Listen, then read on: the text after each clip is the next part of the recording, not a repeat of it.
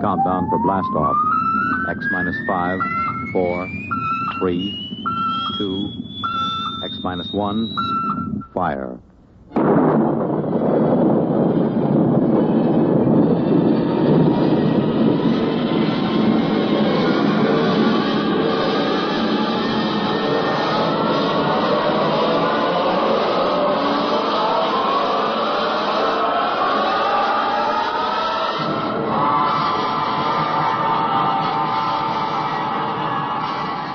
From the far horizons of the unknown come transcribed tales of new dimensions in time and space.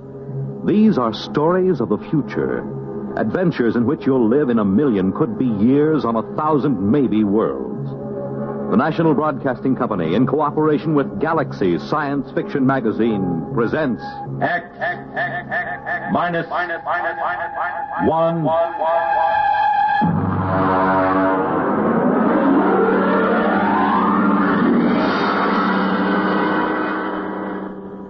Tonight's story, A Gun for Dinosaur, by L. Sprague de Camp.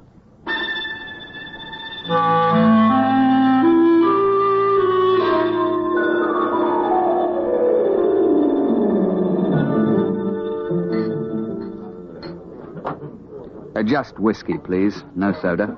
Ice, Mr. Rivers? Good heavens, no. I have been in America for some time, but not that long.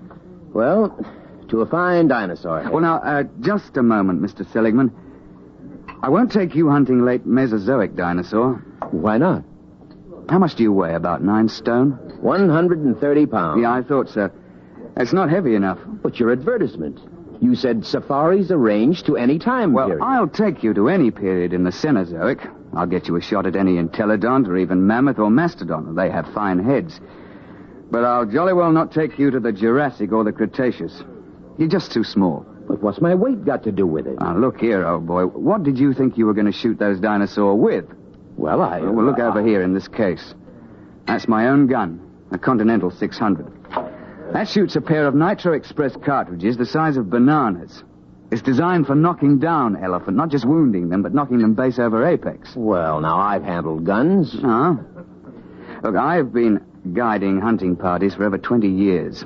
But I've never known a man your size who could handle the 6-0. It knocks him over. Well, people have killed elephant with lighter guns, even a 375. Yes, but consider an elephant weighs, well, let's say from 4 to 6 ton. You're planning to shoot reptiles weighing 2 to 3 times as much as an elephant. Now, I tell you, Mr. Seligman, I won't take anybody hunting dinosaur who can't handle a 6-0. Look, let's pour another drink, and I'll tell you why. You see, I went into the partnership with the Raja about 5 years ago. I call him that because he's the hereditary monarch of Jaipur. It means nothing, of course. We both wanted to do a bit of hunting again. And Africa's all played out. It's too civilized now. So when we heard of Professor Prohaska's time machine at Washington University, we caught the next plane to St. Louis. The foundation administering the machine had worked out an arrangement splitting the time between scientific parties and hunters who wanted to try their luck at prehistoric game. Hunters paid through the nose, of course, to support the project. Well, it was about our 5th safari that Courtney James showed up. He's what you chaps call a playboy. He's a big bloke, handsome in a way, florid, beginning to turn to fat. He was on his 4th wife. And when he showed up at the office with a blonde, I assumed that this was the 4th Mrs. James. But he left her in the outer office and corrected my assumption. Bunny? Oh, no, she's not my wife. My wife is in Mexico, I think, getting a divorce. But Bunny here would like to go along. I'm sorry. We don't take ladies. Not to the late Mesozoic. If she wants to go, she'll go. She skis and flies my airplane, so why shouldn't she? There are enough risks at 85 million BC without adding to them. I'm sorry, but it's against the firm's policy. Now, look here. I'm paying you a lot of money. I'm entitled... You can't hire me to do anything against my best judgment. Now, if that's how you feel, get another guide. All right. But let me tell you.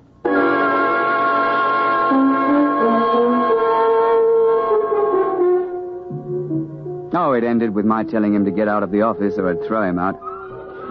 And I was thinking sadly of all that lovely money that James would have paid me. When in came another side. An August Holtzing, a slim, bald chap with glasses.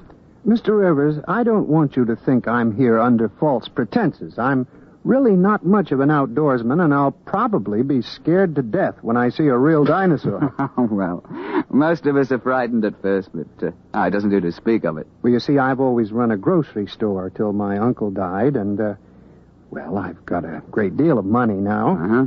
And I'm building a new house. I'm engaged, getting married, and, well, I'm determined to hang a dinosaur head over my fireplace or die in the attempt. A ceratopsian, I think. That's the one with the big horned head and the frill over the neck, isn't it? Well, you want to think twice about that, If you put a 7-foot Triceratops head into a small living room, there's apt to be no room left for anything else. I know it's ridiculous, but I'm determined to do something big for once. Since there's no more real big game hunting, I'm going to shoot a dinosaur and hang his head over my mantel. I'll never be happy otherwise.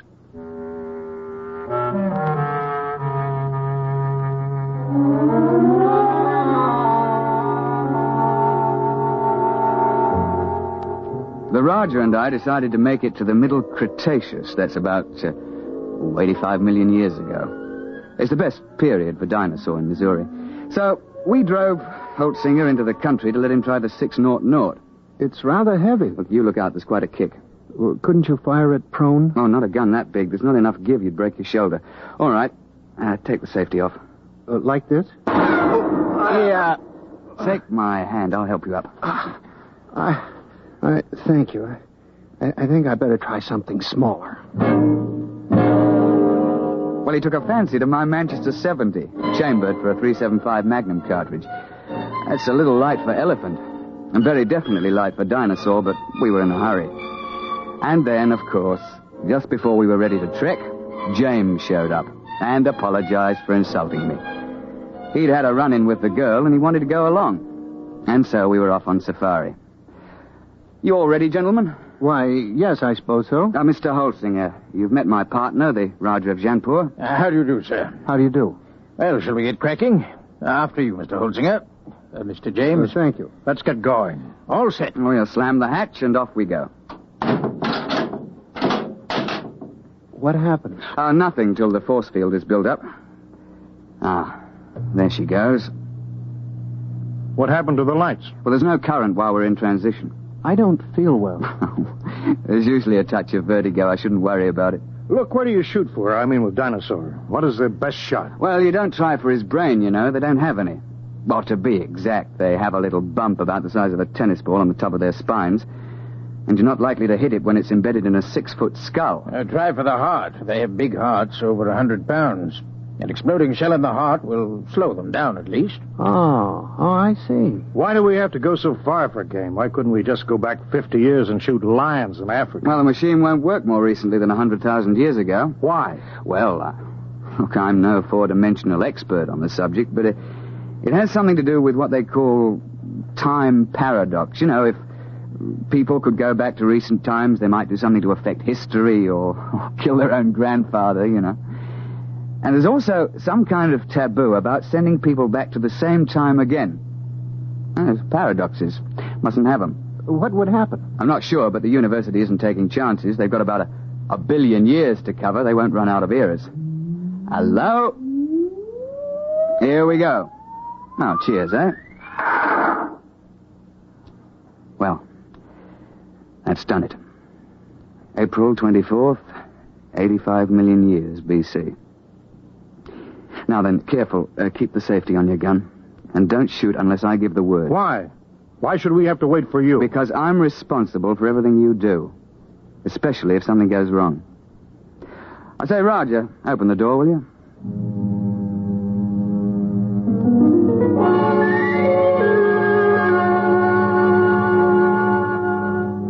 In this period, the time chamber materializes on top of a rocky rise. At the west, you see the arm of the Kansas Sea that reaches across Missouri, and the big swamp where the sauropods live. To the east, the land slopes up to a plateau. It's good for ceratopsians. But the finest thing about the Cretaceous is the climate. It's balmy like the South Sea Islands, and not so muggy as the Jurassic. Oh, we sent the time chamber back off and looked about. It was spring, with the dwarf magnolias in bloom all over. Down towards the Kansas Sea, cycads and willows grew. while the uplands were covered with screw pins and ginkgo. Yeah, well, I'm no ruddy poet, but I can appreciate a beautiful scene. Well, I was looking through the haze and sniffing the air. I got him! What the devil? You see it? There it goes! Confound it, you idiot! I told you not to shoot without word from me. And what happened? An old of mine wandered out of the copse. Mr. James gave him both barrels. Missed. Now, look here, James. One of the biggest dangers on a safari is trigger-happy sibes who get panicky. You're not to shoot unless you're told. You understand? Who do you think you are to tell me when to shoot my own game? Now, look here. Firstly, if you shoot off all your ammunition before the trip is over, your gun won't be available in case of a pinch. And secondly, if you empty both barrels, what would happen if a big theropod should charge before you could reload? And finally, it's not sporting to shoot everything in sight. Is that clear? All right. All right. Well, now then. First task is fresh meat.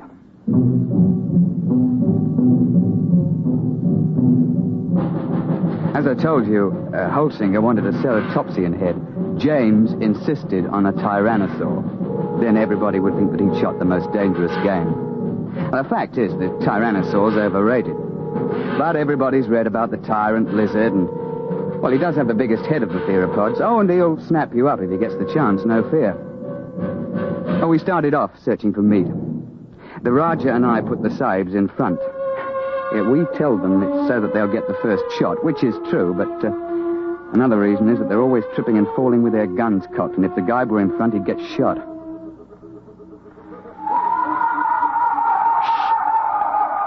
Boneheads. Where? See? Crouching over there. Feeding on those cycads. It's about the size of a man. They look intelligent. Well, not likely. That bulge on the head is solid bone. Now then, hold on there, James. You've had your shot for the day. Hold your fire until Holsinger shoots. Yeah, sure. All right, go ahead, Mr. Holsinger. Doesn't matter which one? No, here. Try that one by the rock. There's a good clear shot. Well, take your safety off. Oh. Go ahead now. Well? Shh. I'm nuts. I've had enough of this. James, don't... I got him clean right through the heart. First shot. How's that? I thought you were going to give Holsinger the first crack. It's his turn. Well, I waited. Took so long I thought he'd gotten buck fever. Very well. But if this sort of thing happens once more, we leave you at camp the next time we go out.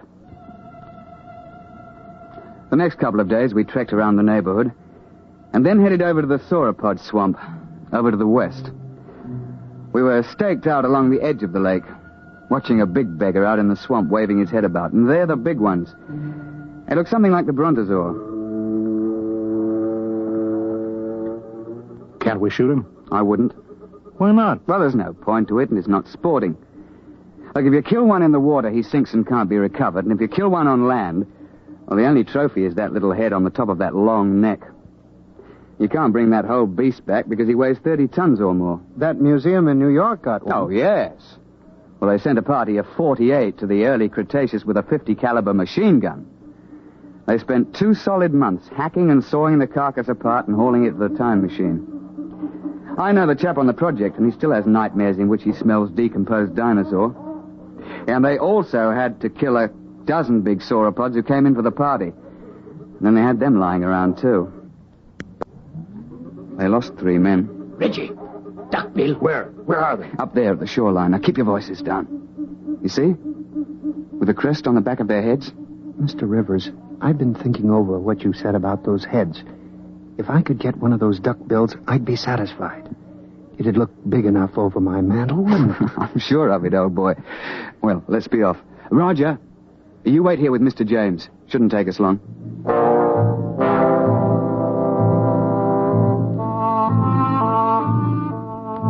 Holt and I crept along the shoreline, narrowing the range to the duckbills. I think I can make the shot from here. I'll be ready in a minute. My shoe is loose. He's getting away. I won't get a shot. I'm afraid Mr. James has fired both barrels again. James, that's the second time you spoiled my shots. I ought Don't be a fool. I couldn't let them wander into camp stamping everything flat. There was no danger of that. You can see that the water is deep offshore. It's just that our trigger-happy Mr. James can't see any animal without shooting. And if it did get close, all you have to do is to throw a stick of firewood at it. They're perfectly harmless. Well, how was I to know? I believe I mentioned it. Well, what are we on this miserable trip for except to shoot things? There are certain rules, you know. You call yourselves hunters. I'm the only one who was hitting anything. Now, just a moment, old man. You're behaving like a confounded skite with more money than brains. I should never have brought you along. Well, that's how you feel. Give me some food and I'll go back to the base by myself. Now, don't be a bigger ass than you can help. That's quite impossible. All right, I'll go alone. I wouldn't want to pollute your air with my presence. Yeah, that's an attractive thought, Reggie, but we can't let him go. He'll get lost or starve. All right, I'll go after him.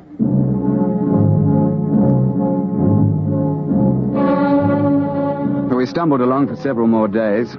James on his good behavior for a change. And on the 1st of May, we broke camp and headed north to the hills. Oh, it was hot and sticky. We were soon panting and sweating like horses when I picked up the smell of carrion and heard the thrumming of the flies. We found a huge ceratopsian lying dead in a little hollow on the edge of the copse. He must have weighed 6 or 8 tons alive. Why couldn't I have gotten him before he died? That would have made a darn fine head. On your toes, chaps. The sauropod that's been at this carcass is probably nearby. How do you know? You see how the hide's been ripped off and the bones are scattered? Sauropods will hang around a carcass like this for weeks, gorging and then sleeping their meals off for days at a time. What do we do? Well, that's what we came after. Look, Roger, you take Mr. James through that way, and we'll parallel you 40 feet distant. Now keep your eyes open. It'll be hard to see in these woods unless you're right on top of him.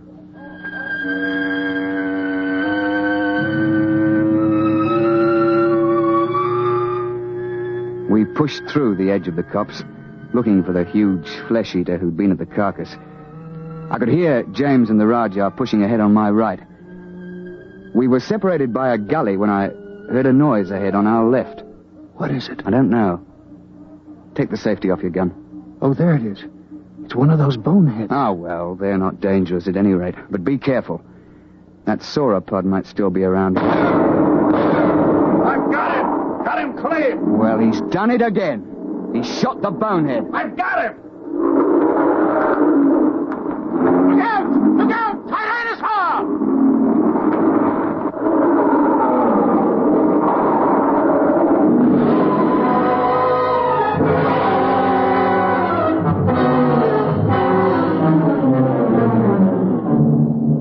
The Tyrannosaur heaved his head out of the shrubbery just in front of us. Look, the scientists can insist that Rex is bigger than Trionches, but I'll swear that this Tyrannosaur was bigger than any Rex ever hatched. It must have stood 20 feet high and been 50 feet long. I could see its big, bright eye and 6-inch teeth. He'd been sleeping off his last meal, and James fired off both barrels over his head at the bonehead and woke the Tyrannosaur up. Get back! Get back, you fool! Gun's empty and Roger can't get a shot. Found it. There goes the beast in behind those ferns. Holtzinger! Holtzinger! Come back! Your gun's too light for that beggar! James came bolting back in a panic and blundered into the Rajah, sending both of them sprawling under the ferns. The Tyrannosaur came after them to snap them up. Holtzinger began to blaze away. He got off 3 shots through the beast's body with that little light gun. The Tyrannosaur whirled around to see what was stinging it. The jaws came open, and the head swung around and down again. Holtzinger got off 1 more shot and tried to leap to one side. The Tyrannosaur continued its lunge and caught him in its jaws as he fell. Reggie, stand clear! Heart's the only chance. It's no use. There he goes. Try a long shot. Missed him clean. Poor Holtzinger. Well, that's the end. He stopped screaming. Did you notice? Oh, yes.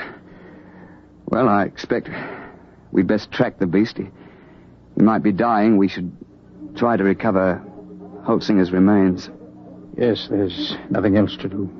No, nothing. It's a bad show all round.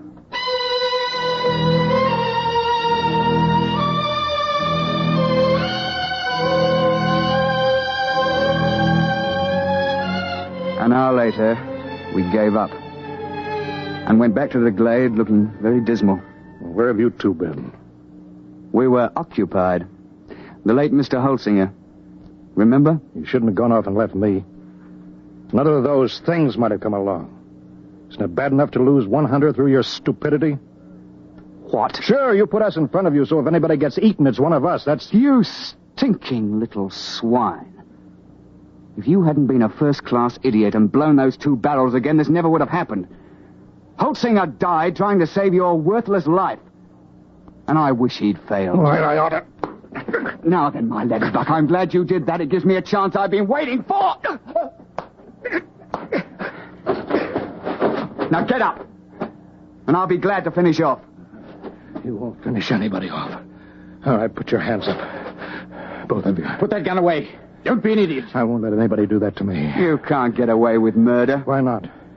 Won't be much left of you after you're hit with a 600 explosive shell. Nobody could prove anything.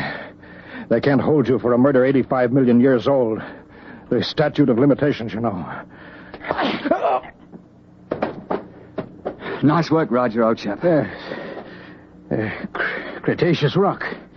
Doesn't quite have the balance of a cricket ball, but it's a bit harder, what?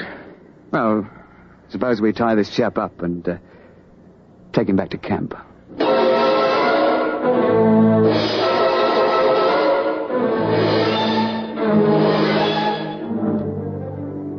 When the time transition chamber finally arrived, we fell over one another getting into it. We dumped James in a corner and threw the switches. You two should have killed me back there. Why? You don't have a particularly good head. Wouldn't look at all well over a mantle. You can laugh, but I'll get you someday. Close quarters, isn't it? Someday I'll find a way. I'll find a way and I'll get off scot-free, too. My dear chap, if there was some way to do it, I'd have you charged with Holtzinger's murder. Look, you'd best let well enough alone. No, I'll kill you. Both of you. Somehow. Cigarette, Roger? Thanks.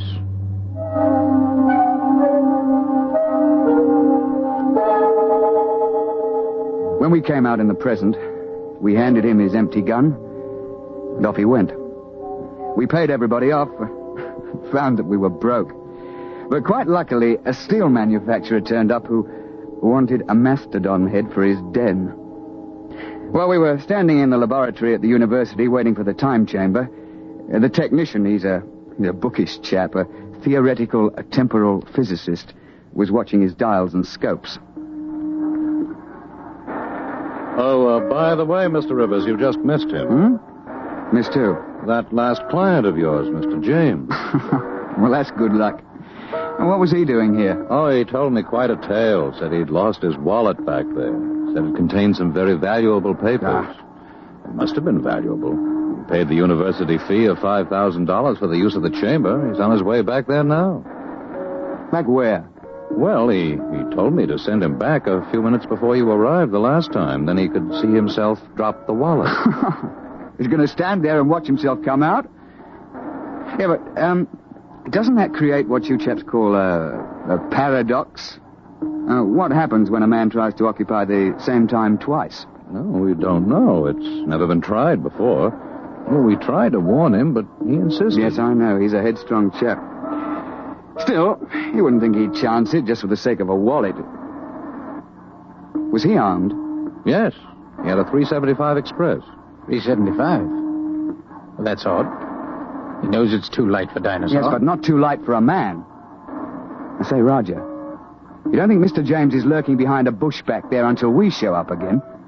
Planning to pot us as we step out? That's impossible. We already did step out of the chamber and nothing happened. Yeah, but that was before Mr. James was waiting with an express rifle cocked.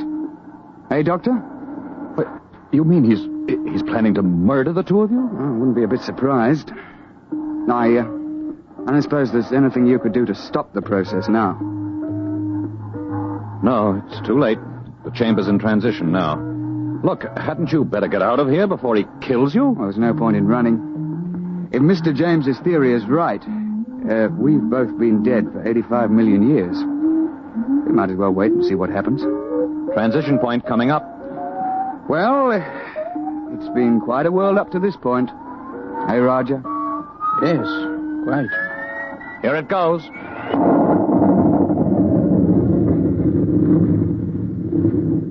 Reggie, are you all right? Well, I seem to be. What happened? The time chamber. It's back. We'd better get it open.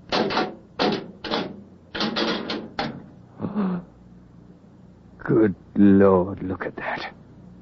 Ghastly, isn't it? Where did it come from? I'm not sure. But I rather think it came from the Middle Cretaceous era. It wasn't here a moment ago. Ghastly mess. Looks as if every bone was pulverized and every blood vessel burst. I dare say. But that's his gun, all right. It's James, there's no doubt of it.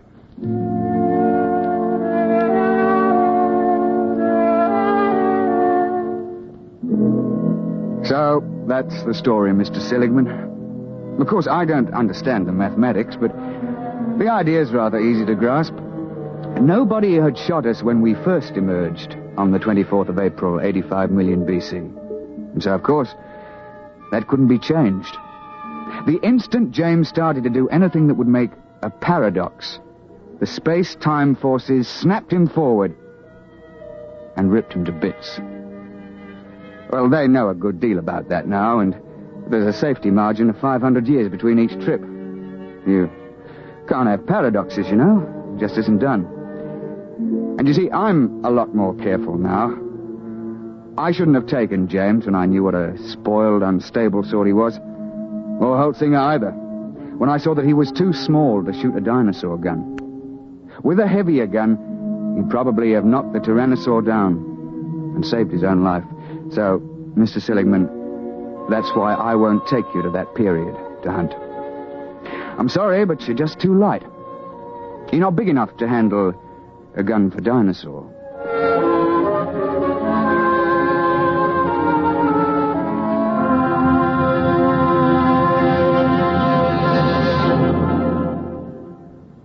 You have just heard X-1, presented by the National Broadcasting Company in cooperation with Galaxy Science Fiction Magazine, which this month features the story of a man who develops a spaceship that travels so fast that its pilots vanish mysteriously into thin air.